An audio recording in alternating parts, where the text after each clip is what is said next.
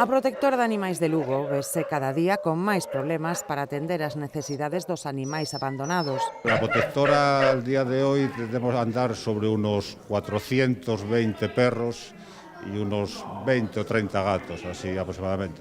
Cuando la verdad tenemos capacidad para tener unos 200 y pico, así, ¿no?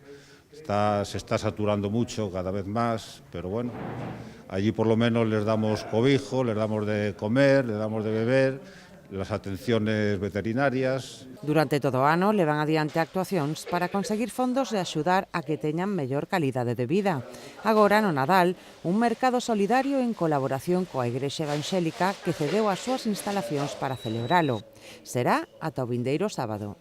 Pedimos a colaboración da xente que traiga mantas, que traiga edredós, artigos de limpeza, correas, todo tipo de obxetos que necesitan os na protectora, bebedeiros, comedeiros. Pero non é o único. Aquí véndense calquera tipo de artigo, desde libros, peluches ata bolechas. E recibimos todas aquelas cousas que podan necesitar os cans, o que non poden necesitar, pois nos vendémolo. E poden traer as súas cousas para vender, facer limpieza de trasteiros, facer limpieza de armarios, que nos vendemos de todo.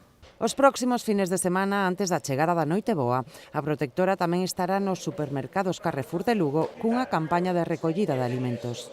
La verdad que suele colaborar mucho la gente con nosotros y bueno, en su manera, cada uno lo que puede. A protectora é unha das máis de 125 asociacións coas que colabora a Fundación TIC.